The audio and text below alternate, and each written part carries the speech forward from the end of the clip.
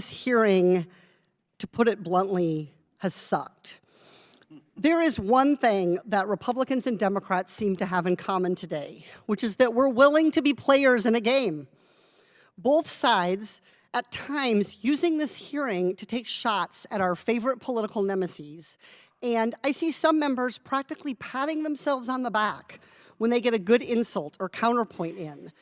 But this isn't a game. Oversight isn't a game.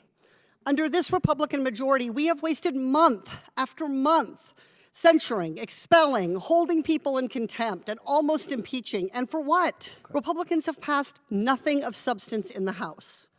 What our Oversight Committee should be doing, instead of spending now dozens of hours arguing about Hunter Biden, is real oversight of issues that affect all Americans, like corporate price gouging, unconstitutional government surveillance, and waste at the Pentagon. The fact that members think that real Americans, outside of this partisan environment on Capitol Hill, care about this is everything that is wrong with Washington.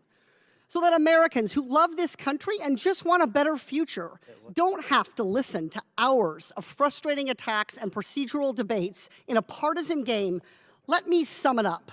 1, there is zero evidence of President Biden doing anything wrong, including in connection with his son. No evidence of an impeachable offense, not a little, not something, none. 2, Hunter Biden has offered to testify in public in front of this committee. If Republicans only want his secret, private testimony, that is, as the kids say these days, sus.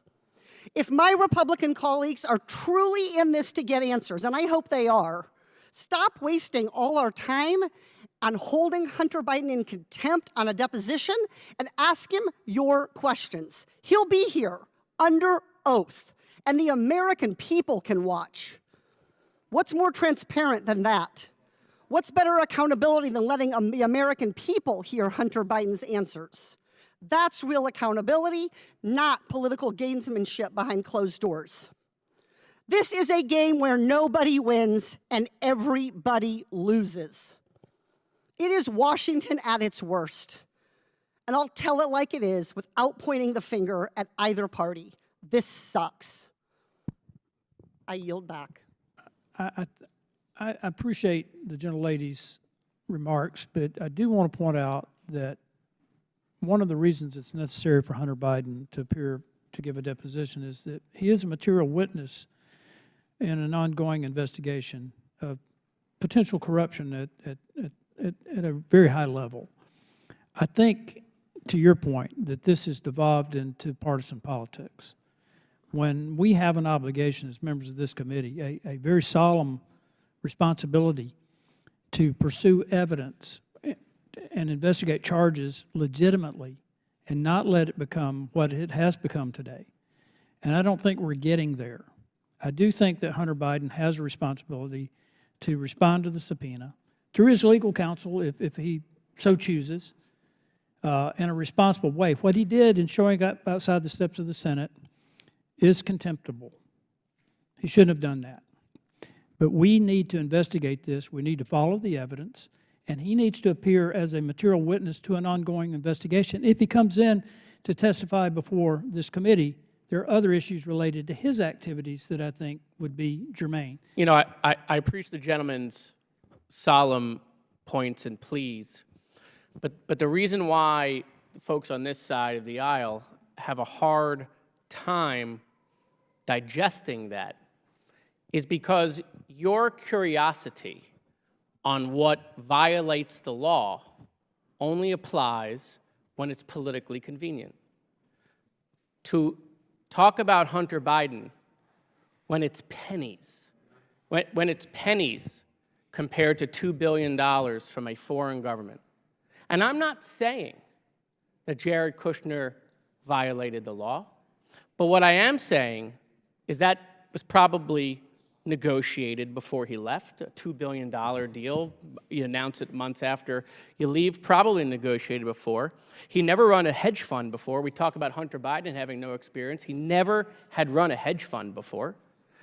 He was put in charge of Middle East. The $2 billion is from the Middle East. He had no experience in the Middle East. but there's no curiosity because it's Jared and because he's Trump's son-in-law.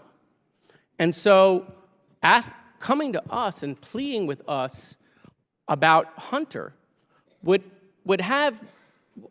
wouldn't sound so hypocritical if there was one of you, just one of you, that would look into the camera and speak into the microphone and say, you know what, that smells pretty bad.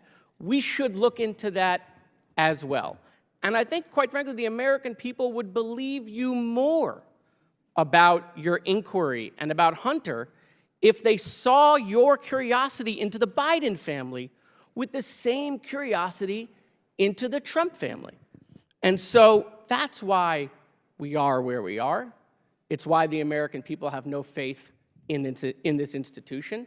And it's also why, quite frankly, you know, many members of your own party have gone in front of the camera and admitted the 118th Congress has done nothing.